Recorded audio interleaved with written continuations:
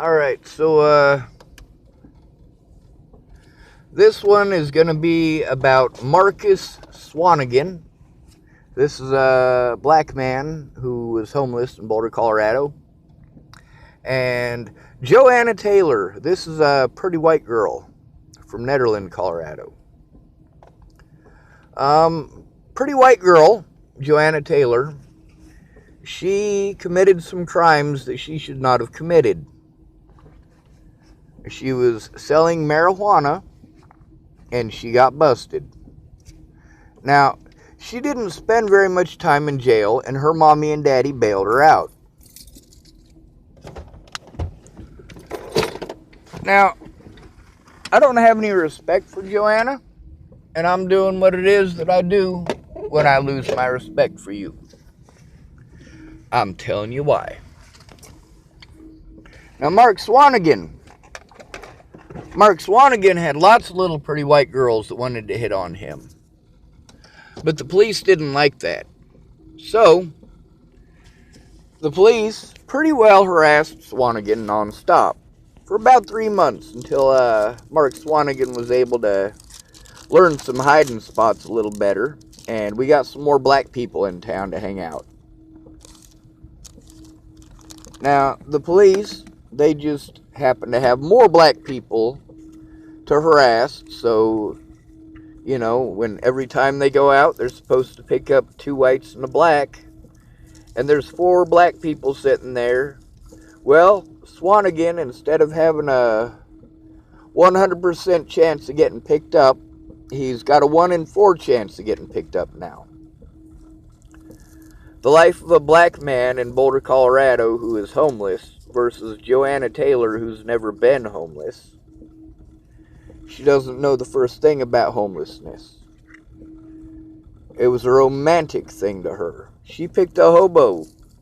Derek Parrish was homeless, had a child on the way, and a girlfriend who was very good to him.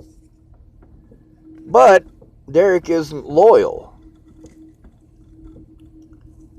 And Joanna just wanted to steal somebody else's boy toy. Now, I knew that something fucking fucked up was up because I know Derek's ex. She's a wonderful woman. She has never shown me anything that was not wonderful. So, when it comes to Derek Parrish and Mariah Roy, yeah. So, I'd see Derek out there. He's got a girlfriend at home. A home that he's not paying for, by the way. His girlfriend is expecting, and he's cheating on her with Joanna Taylor. And I'm seeing Derek and Joanna down there on the Pearl Street Mall at night, wondering why, first of all, Derek isn't at home, and second of all, why it is that this underage girl, being Joanna, was out there. Derek was 19 by that point. He might have been 18. I think he was 19, though.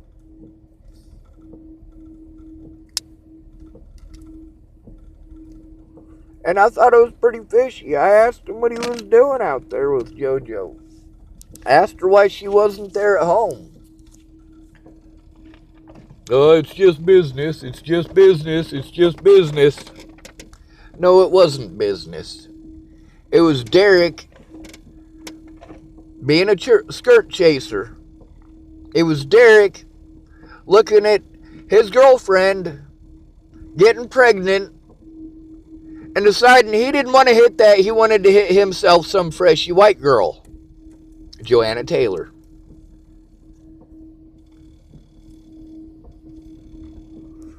So, Derek's half black. He's pretty dark. He's got a brother named Anthony who's pretty light.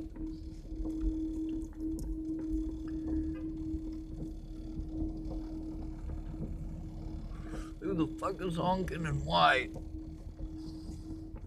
So the day that I broke that phone in Virginia, we'll get back to that because that's really where JoJo and Swannigan come in. So I call up JoJo. I've broken that phone. I'm fucking at the end of my fucking ropes.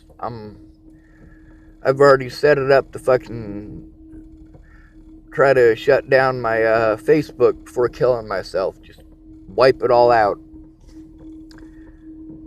There's a lot of sexual predators on there. There's a lot of people who turned in their predators on there. I can get on there and dig through and find lots and lots and lots of child molesters to go after.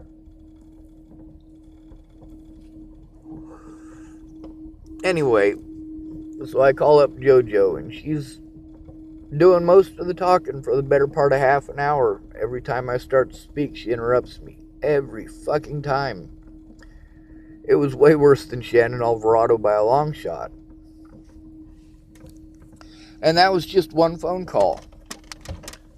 By the end of the phone call, I was fucking livid. I was like, stop, alright? I am not a pretty white girl. I don't get treated like you do. I don't have parents who give a shit. I don't have a boyfriend. I don't have a girlfriend. I ain't got shit. Alright? I don't have what you have, JoJo. I don't get treated like you get treated. And your pretty white girl stuff about how it's your choice. When you're a pretty white girl, those are your choices. You're absolutely right. I'm trying to tell you, I'm not a pretty white girl. I'm not. You know who's a pretty white girl? Joanna Taylor. You know who else is a pretty white girl? Natalie Bollinger. You know who else is a pretty white girl? Alycia Bollinger. You know who else is a pretty white girl? I could go on and on and on all fucking day. There's lots of pretty white girls gonna spout this ignorant bullshit at me. There's lots of people that get to see their loved ones and their families who spout this ignorant bullshit at me. By the end of that phone call, I was screaming at the top of my lungs, JoJo, stop, please stop and listen. So then, for quite a few weeks, she says that she's going to talk to me. She says she's going to help me with the Maddie Boas situation. She said she's going to have coffee with me, but she's texting all of this. I mean, literally, call me for 5 fucking minutes. You can't make 5 minutes to call me during the course of a day, but you can text me for 2.5 hours and get 1/10 of the amount of communication done with 1/10 of the amount of understanding of that 1/10. Because there's no vocal connotation to it. And with me, after what had happened with Natalie in Virginia, and then hearing Jamie getting fucked in the bathroom that very day, and I'm just trying to get some fucking help. I mean, I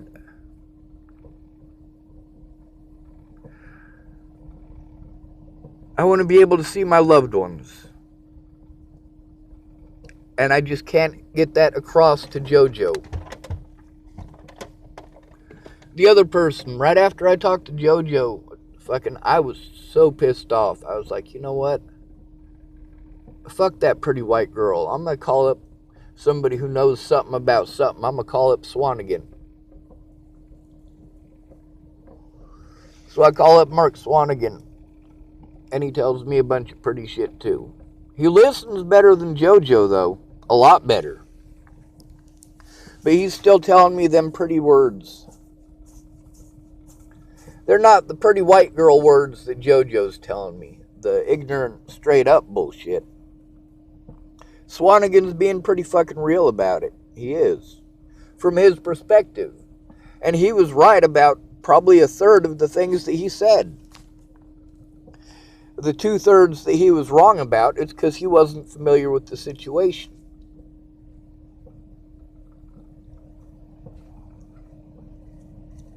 He never got familiar with the situation. He said he'd help on multiple occasions. Never did. Never got around to it. Just like JoJo never got around to it. I needed to put a stop to this stuff, and I couldn't even get people to listen to what the fuck was going on in order to get them to make positive decisions. If you know what's going on, and you understand how it all works, you're going to come to the same conclusions that I do. You really are.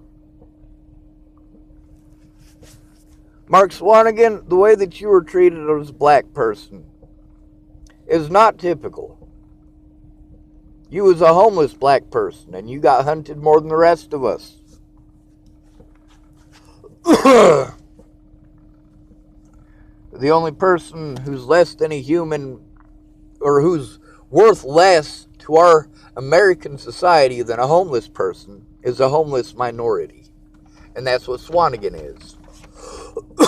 He had some pretty good advice. That would have been great advice if it was advice that fit my situation. But it was general memes that I was getting out of JoJo.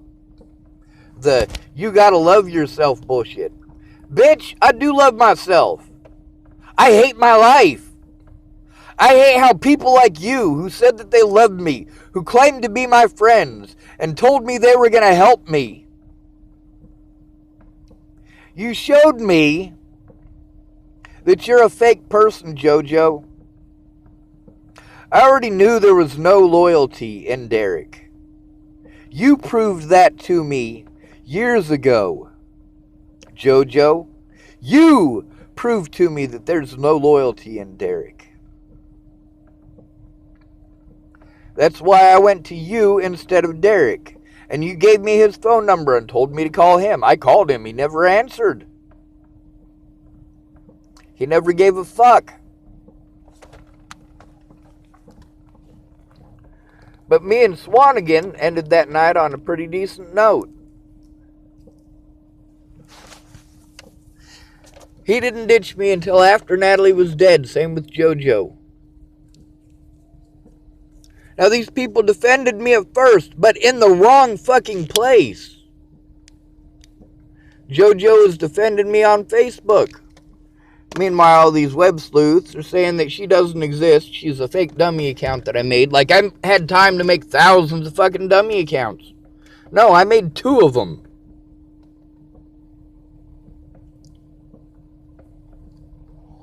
I made one to ask Natalie to stop and to fucking apologize to Bree. And that was the Guitarius Case one. Named after that dream that Natalie had.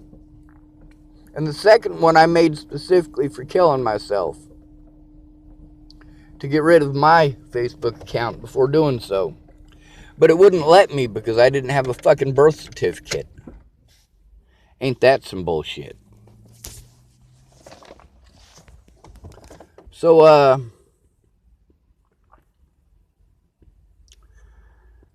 you know, this panic attack has been because I was separated from my loved ones. I couldn't communicate with them. Every Facebook ban made it worse. Every person who had just texted me made it worse. Every person who lied to me made it worse. Every incarceration made it worse. Every institution and every drug they put in me made it worse. Because it all separated me from my loved ones. And then people say, oh, well, you know, you shouldn't care about them. I care about all of them, but that's not the point. The point is I can't see any of my loved ones because a few greedy, selfish, backstabbing motherfuckers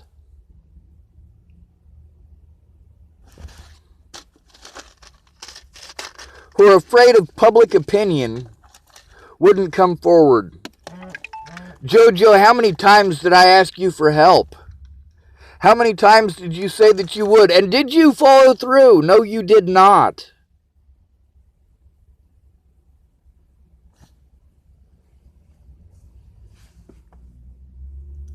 All of my money got taken before Natalie was killed.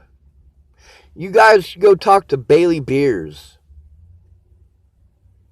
And then get OSHA's phone number from Veronica Randall.